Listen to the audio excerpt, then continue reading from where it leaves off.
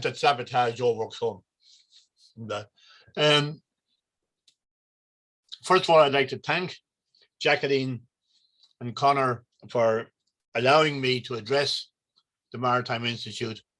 I did it once before, way back in the 1980s, but we won't go there. But talking about the 1980s, 40 years ago, almost to the day, Captain Frank Ford of Arklow published his book, The Long Watch. This was the first book to explore the contribution of Irish merchant ships to the maintenance of Irish neutrality. As he pointed out, we started the war with a tiny merchant marine, some 56 ships, all coastal vessels, some small, some very small. Later on, we acquired a few ocean-going vessels, but the heroics of the crews of these vessels in keeping us neutral, without them, it would be difficult to see how we could have maintained our neutrality. It was Captain Ford's work which really brought that home to the people and raised the awareness. And I believed it played a major part in leading to the erection of this monument on City Quay in honor of the seamen lost while serving on Irish merchant ships. Now, what I want to do tonight is to add a little bit to Captain Ford's work. He focused on Irish merchant ships. I want to focus on all the ships ploughing the Irish Sea and serving Irish ports. An awful lot of British ships and occasional Dutch and Norwegian ships who'd been taken onto the British register during the war when their own countries were occupied. They also too played a part in keeping us supplied. And for some of them, they too paid the ultimate price. And the second thing I want to do is to talk about the German strategy. Why was it that at various times the Irish Sea could be a very dangerous stretch of water or could be a quiet haven where merchant ships plied their trade without any fear or any attack? So they're the two themes of tonight's talk. Now, if we think about September the 3rd, 1939, when Britain and France declared war on Germany, the Royal Navy was supremely confident that it could easily contain and defeat the German Navy. On paper, looking at the balance of power, it was a no-brainer. The Royal Navy, for example, had 15 battleships in service. The Germans had 2. The Royal Navy had 7 aircraft carriers. The Germans, none. And so on down through all the ships. 184 destroyers as against 30. Even in submarines, they had a slight advantage, 60 as against 57. Moreover, the Germans, even in their prized submarines, of that 57 that they had, just over half were small training vessels. They actually had 27 ocean-going submarines fit for service along the Irish coast and in the Atlantic. Moreover, even though they didn't know it, the torpedoes with which the submarines were armed were fatally flawed. Their depth-keeping mechanism normally ran too deep. As a result, most of the torpedoes fired in the first 6 months of the war ran too deep and missed their targets. No wonder Raeder, Gross Admiral Raeder, commander of the German Navy, wrote in his private diary that day. He spoke to his staff, and then he wrote in his diary, and I quote, "Today the war against England and France, which the Führer had previously assured us we would not have to confront until 1944, began. The only cause open to us is to show that we know how to die gallantly and thereby create the basis for an eventual rebirth in the future. That was the pessimism with which not only Raeder, but many of the German naval staff faced the war. Dönitz, in charge of the submarine fleet, had spent a lot of the interwar years wondering how to fight another U-boat war against the Royal Navy. And he came to the conclusion that to do so with a good prospect of victory would require a fleet of 300 submarines, ocean-going submarines, and he had 27. Now, when the war started, these 27 were deployed to the Atlantic, to the Irish waters, the southwestern approaches and the northwestern approaches, and they had limited success. The Germans had one secret weapon, and that was the magnetic mine. Mines had shown in the First World War just how powerful they were, and nobody knew that better than the Royal Navy. But they depended on contact. One of the little horns on the mine striking the vessel, breaking a glass vial inside, which released acid, caused an electric current which detonated the mine. The Germans had secretly developed a magnetic mine, which did not need contact, did not need to be moored, but could be simply laid on the bottom of the sea, and any ship passing near it, its magnetic field would detonate the mine. They were not used in the first couple of months, but in November, the Germans decided to launch an offensive using magnetic mines. Due to problems of range, the aircraft and the destroyers could only reach the east coast of England. But there, they created havoc. The Royal Navy did not know anything about these magnetic mines and did not know how to counter them. In December, the Germans decided to extend the attack into the Irish Sea, and they sent a submarine laden with these mines, with 12 of these mines, towards the Irish Sea. This was the U-30, commanded by Fritz Lemp. And it left port on December the 23rd. On the 28th, after rounding the north of Scotland, Lemp sighted and torpedoed the battleship HMS Barham, badly damaging it. He continued on, reached the Mersey, and laid his minefield.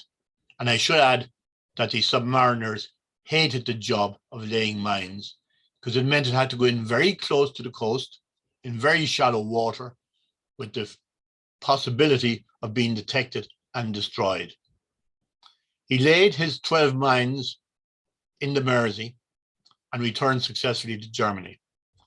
And over the next 30 days, the minefield sank one tanker, 3 freighters, and badly damaged a couple of other vessels. One of the casualties was the B&I passenger vessel, the Munster. And badly damaged was the B&I passenger vessel, the Munster. I don't know where the interference is coming from. I don't know where the interference is coming from.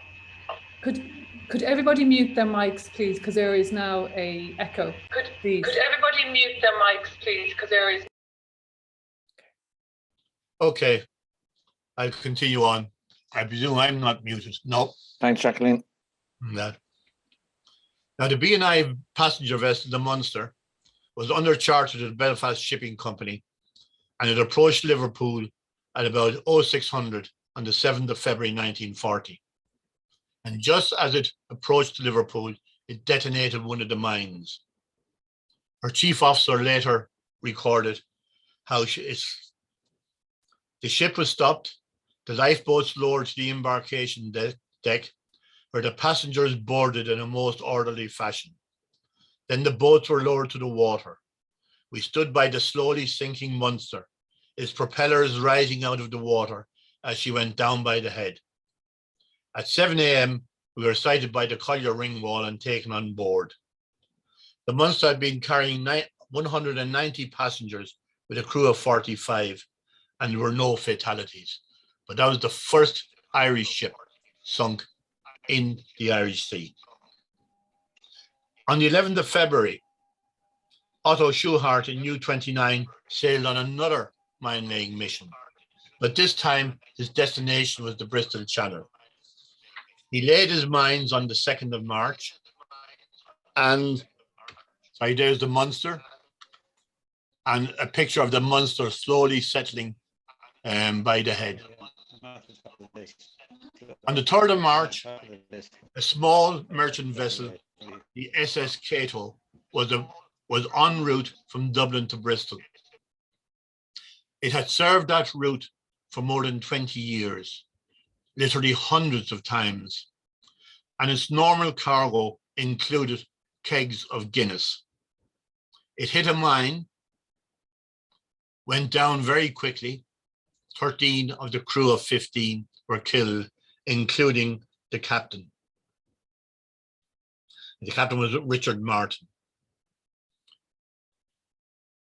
Local folklore has it that a lot of the kegs of Guinness floated ashore, were rescued, and were hidden in the sand dunes along the coast, where they were later liberated at suitable opportunities.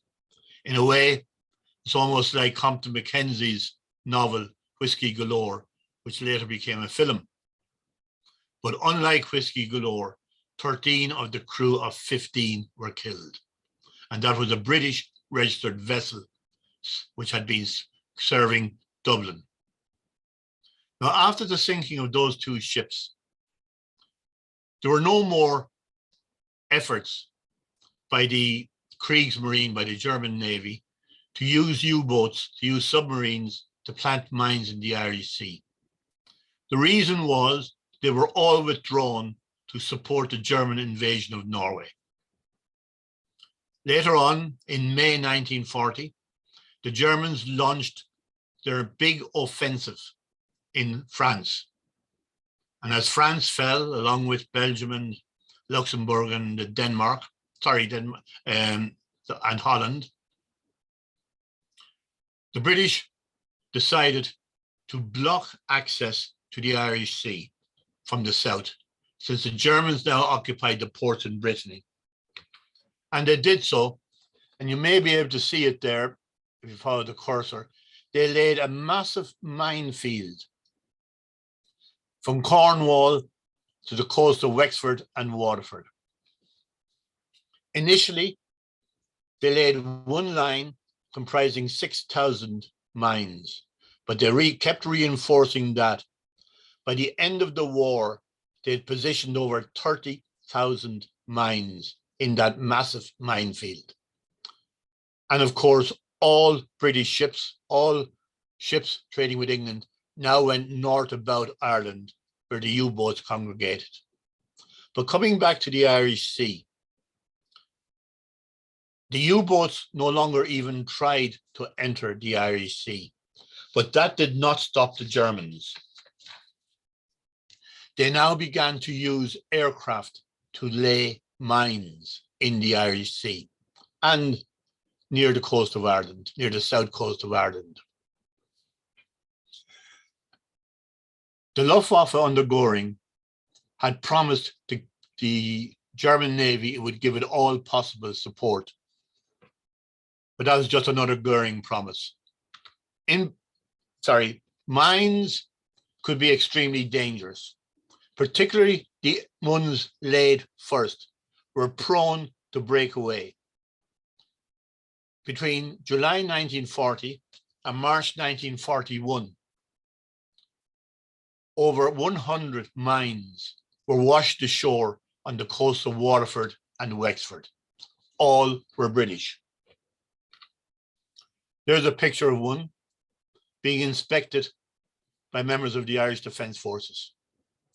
Ones that were floating were a particular danger at sea and were normally destroyed by gunfire from either the Murrachu or the Fort Rannoch, the Irish patrol vessels. Sometimes tragedy occurred. In beginning of 1941,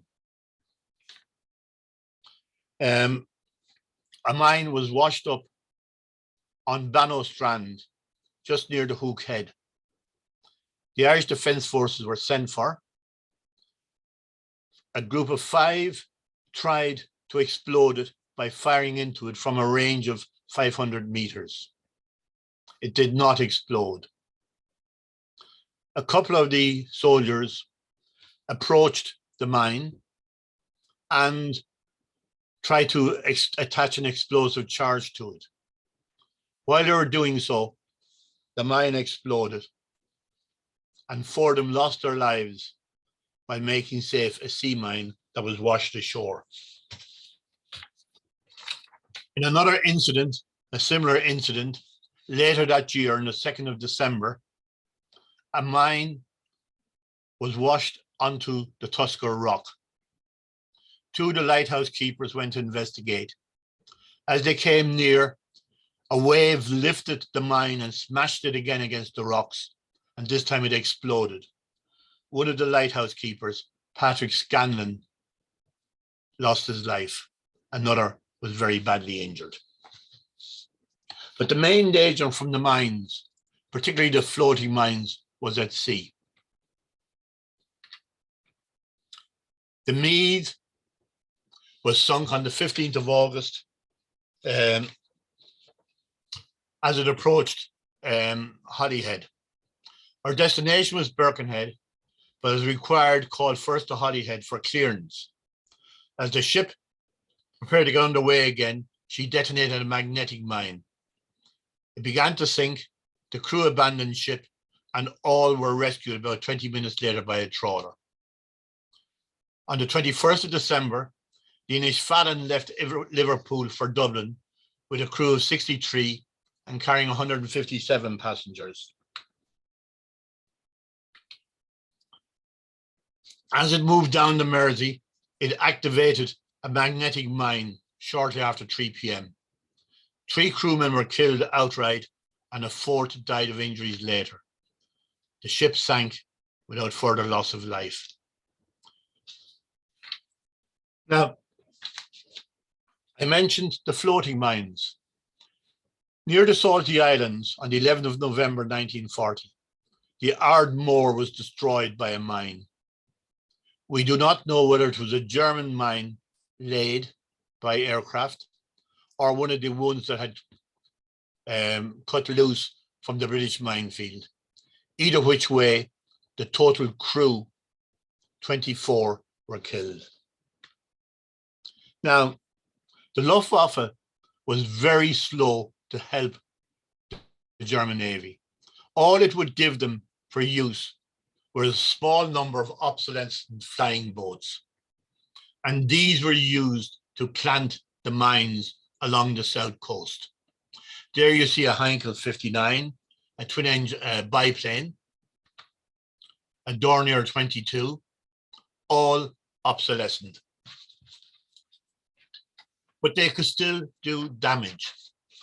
The Kerry Head was bombed by one such aircraft on the 22nd of October 1940, and the coast watchers could only watch from the old head of Kinsale as a German aircraft identified as a Heinkel 59 attacked the Kerry Head, and all 12 of the crew were killed. Occasionally, these obsolescent aircraft were reinforced by what was called the Condor. That was a very interesting aircraft. It was originally a civilian airliner, the most advanced civilian airliner in the world in 1938-39. But the Germans had no long-range aircraft for patrol or for bombing.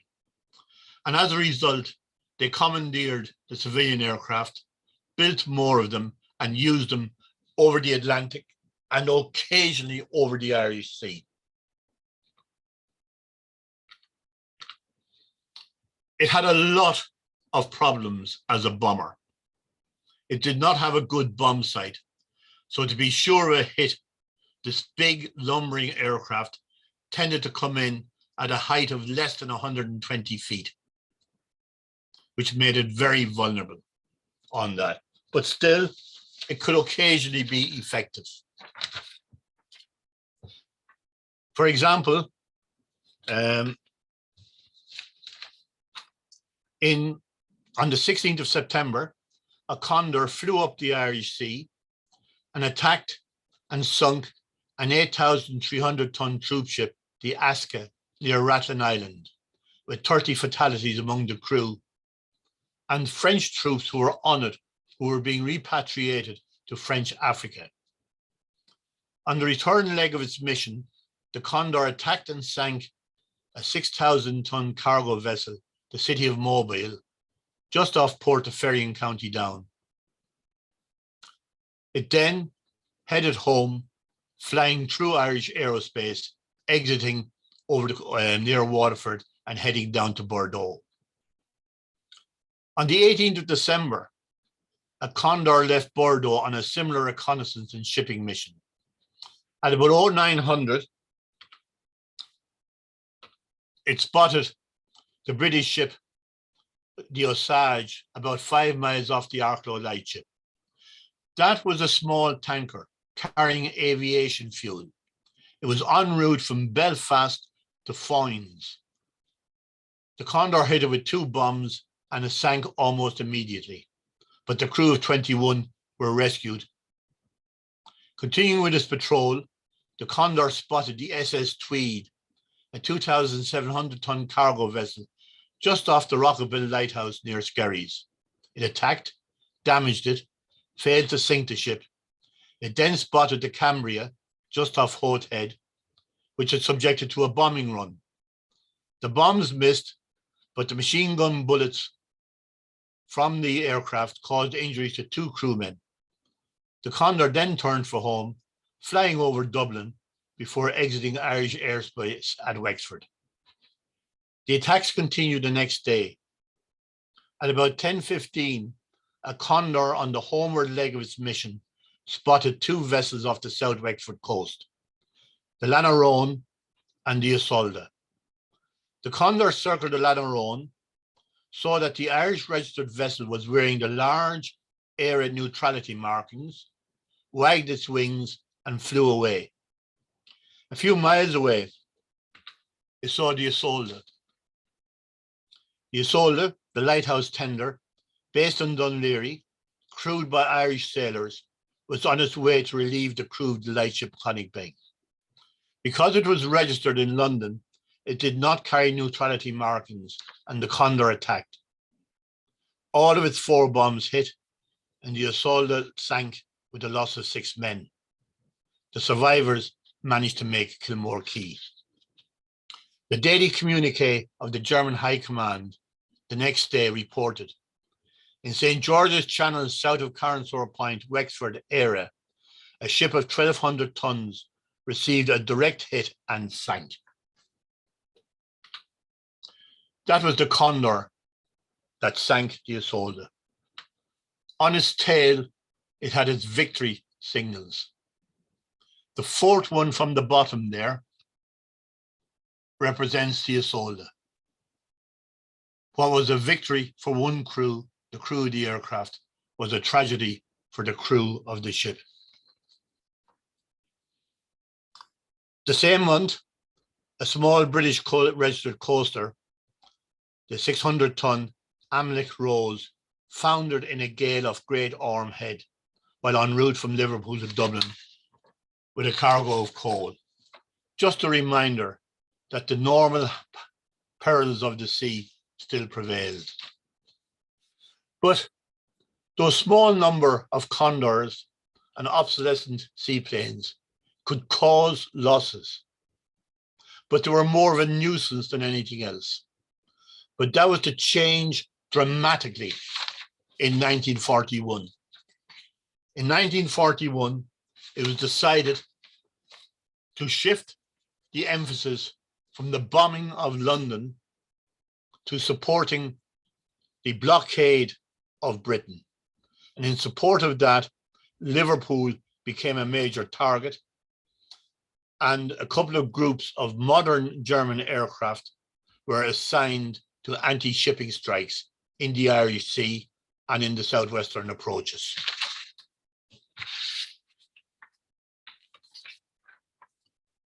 March was a particularly bloody month.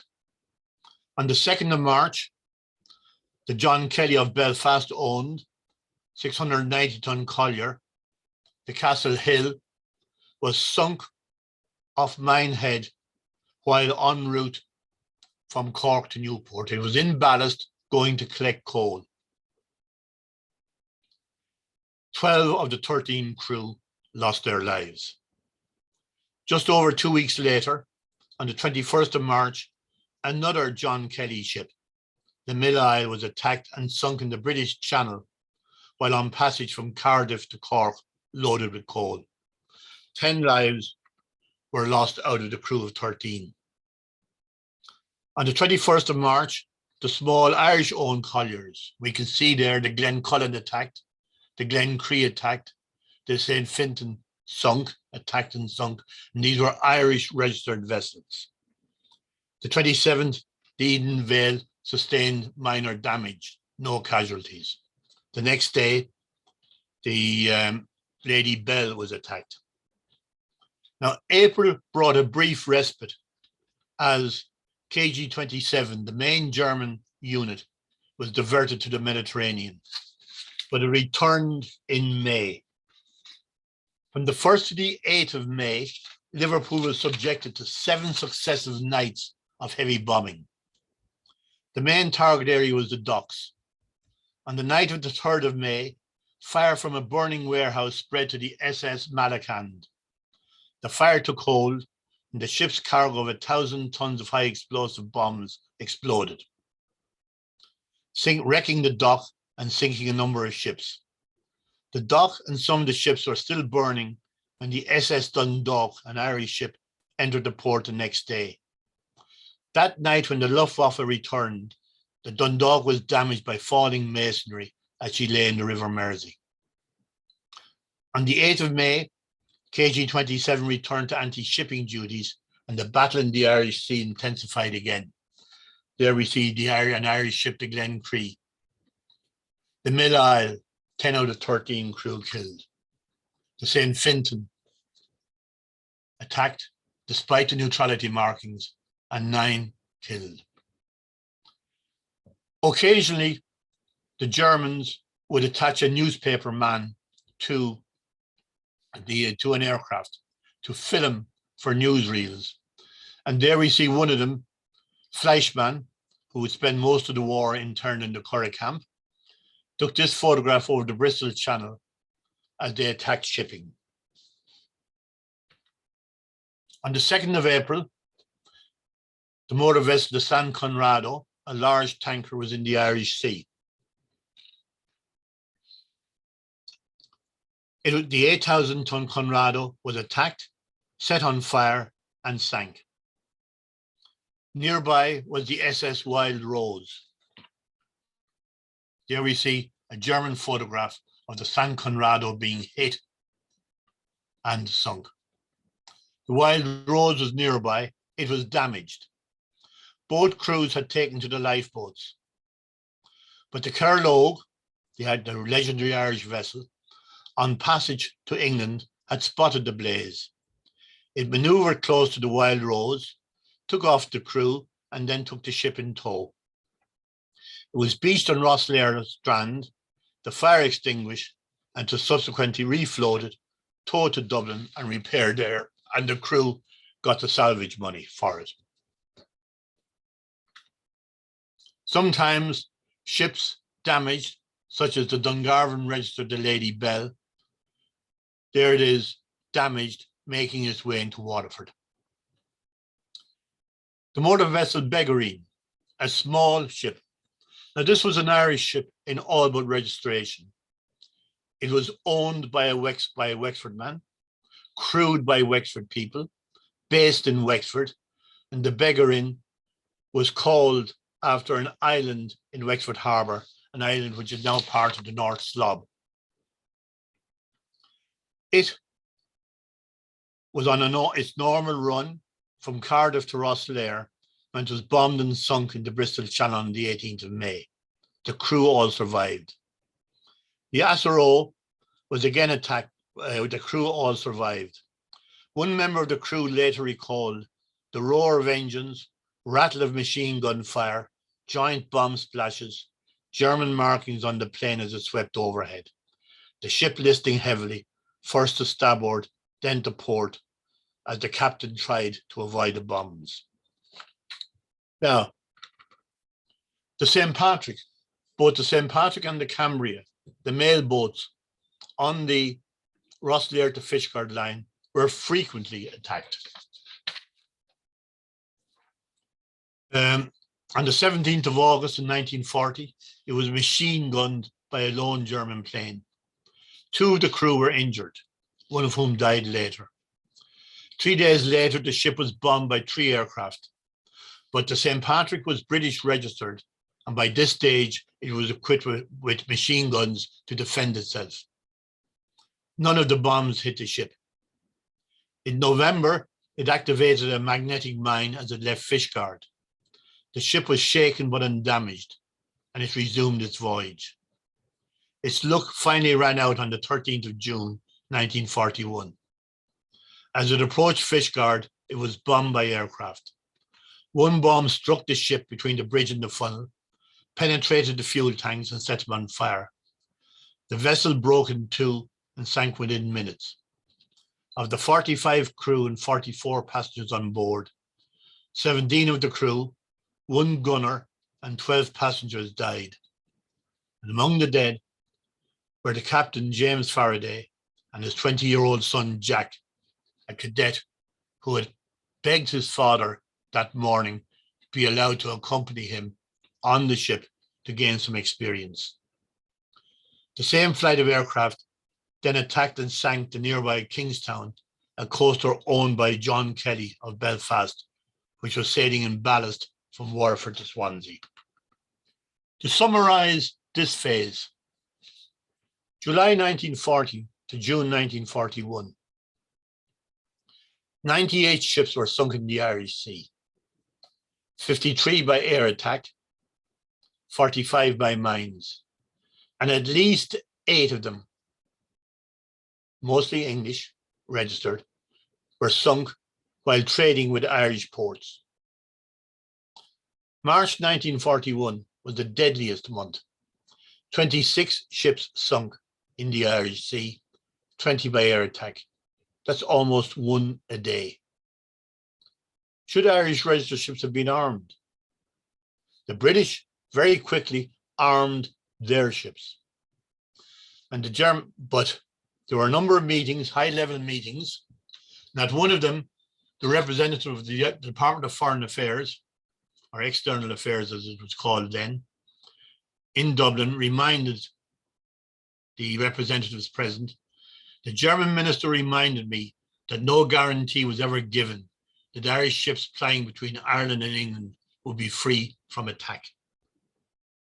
The representative of the Department of Defence, the Irish Department of Defence at the meeting, pointed out that they simply did not have enough weapons or trained gunners to arm all the Irish ships.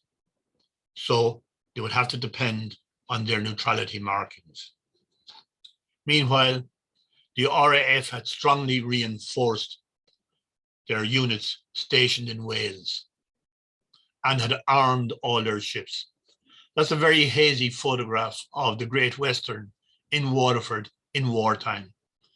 And if you study it carefully, you can just about make out to the forward 2 gun positions. That gave them some capability of defending themselves and striking back. German aircraft often, when damaged, sought refuge in Ireland.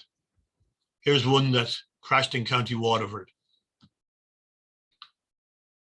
And again, another photograph of the same one. In June 1941, just as suddenly as this big offensive had started, it stopped.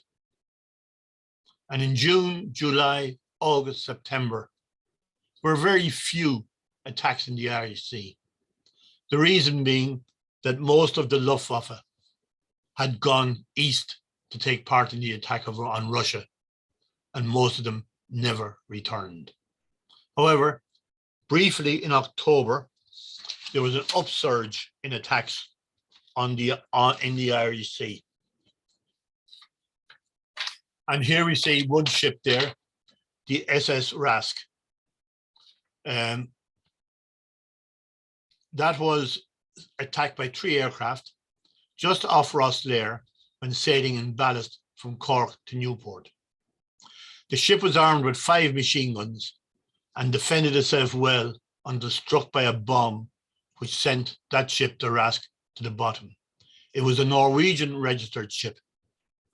The crew managed to get into 2 lifeboats, but one of the lifeboats had been badly damaged and began to take water. During the night, it capsized a couple of times, and 7 sailors lost their lives when they could not get back into the lifeboat. One further casualty, the ship's boy, a boy named Patrick Tierney from Leeds in England, aged just 17 years old. According to the first officer who was in command of that lifeboat, Patrick Tierney died from exposure in his arms just as the lifeboat drifted ashore on black water. There was a number of other ships. The Margaret Lockington, again, that was a Dundalk registered collier, was attacked off the Wexford coast on the 26th of October while in transit from Newry to Swansea, but there were no casualties. But given the demands on the Luftwaffe, attacks just faded away. And by 1942, very few attacks were being mounted. Any German aircraft daring to penetrate into the Irish Sea could be sure of a warm welcome. This particular one flew up the Irish Sea in August 1942. It was attacked by British fighters from Pembrey in South Wales, attacked again from fighters from Valley in North Wales, from others based in the Isle of Man, and from 2 Spitfires flying out of Ballyhalbert in Northern Ireland. They engaged it over Meath, returned fire from the Junkers 88 German aircraft, shot down one of the Spitfires, but badly damaged. The Junkers headed south, hoping to get back to France. Near Waterford, it was attacked by 2 further Spitfires out of a Welsh airbase, who shot it down near Tramore. It was a Sunday. The beach in Tramore was full. It was a fine summer's day, and the 2 Spitfires entertained the crowd on the strand with aerobatics and victory roads before heading back. That was the last German aircraft to penetrate into the Irish Sea. It seemed to many that the danger was now over, and the Irish Sea was again a safe place for sailors and for their ships. And so it continued throughout rest of 1942, 43, and up to October 1944. There was no attack from above, from the air or from under the sea on any ship in the Irish Sea. The emphasis on the U-boat war had shifted to the mid-Atlantic, and in mid-1943, the Allies won a decisive victory. They also began to aggressively patrol the Bay of Biscay, and with that, they sunk an incredible number of U-boats who were trying to make their way across the Bay of Biscay and heading out towards the Atlantic.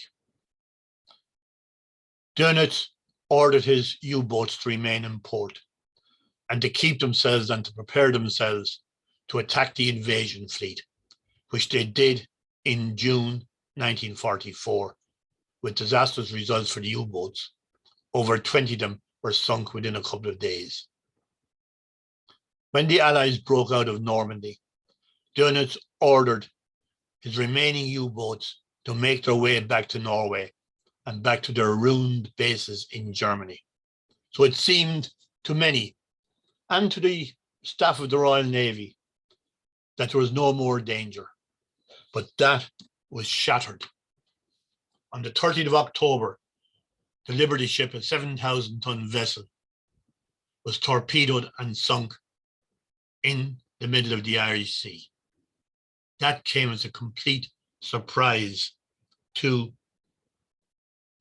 the Allies. Why did the U-boats come back? They came back because Dönitz had decided his only hope of contributing to the war effort to try and prolong the war so that his brand new U-boats, the revolutionary Type 21, could become serviceable, could enter service, was to attack ships near Britain and to try and stop the flow of men and supplies from Britain to the continent as the Allies prepared for their last offensive into Germany. So he sent his U-boats to lie in the narrow waters along the English coast, the East Coast, the English Channel, and the Irish Sea. And these were all equipped with snorkels and with a new torpedo, an acoustic torpedo, which could home in on the propeller noises of any ship. The first U-boat to do that was U-1202, commanded by Rolf Thompson. He entered the Irish Sea on the 30th of October, as it says there, sunk the SS Dan Beard, and then he continued on up the Irish Sea before returning back. He claimed to have sunk 4 freighters, but in reality had only sunk 1. This reinforced Dönitz's belief that the Irish Sea could be useful. And over the next 3 months, 4 months, he continued to send U-boats into the Irish Sea. But the Royal Navy reacted quickly. They had developed the tactic of using escort vessels in a group who trained together, fought together in a group, and whose job was not to escort convoys, that was separate, but to seek and destroy. So a U-boat typically coming into the Irish Sea would have initial surprise, might sink 1 or 2 vessels, but invariably it would be tracked down, hunted down, and sunk. The Normandy coast was killed by a U-boat, or it was sunk by a U-boat on the 24th of January, near the coast of Dublin. 19 of the crew were killed. But the U-boat was immediately hunted and destroyed by a hunter-killer group, and it was sunk with loss of all hands. HMS Manners, the same. It was sunk, but the U-boat was sunk with the loss of virtually all of its crew. In that particular one, the U-boat was forced to the surface. The crew abandoned the U-boat, and as they did so, the captain of the U-boat, Captain Guttek, climbed up into the conning tower, saluted the Royal Navy ships, saluted his men in the water, and then shot himself. Similarly, HMS Vervain was sunk by a U-boat, which was then almost immediately sunk by other escort vessels. We can see there the yellow marking the U-boats lost in the Irish Sea. 3 trying to enter, 3 between the Isle of Man and Dublin, and 4 more, 10 altogether. And in most cases, the crew of 47 or 48 young men died with them. By April, it was clear that there was no look for the U-boats, and Dönitz stopped that particular offensive. There was 2 last casualties in the Irish Sea, among Irish ships at the time. The Monmouth coast was sunk by either by U-1305 or by a drifting mile on its route from Sligo to Liverpool on the 24th of April. And to remind us of the dangers, on the 2nd of May, the small fishing boat, Nave Garvaughan, left Helvick.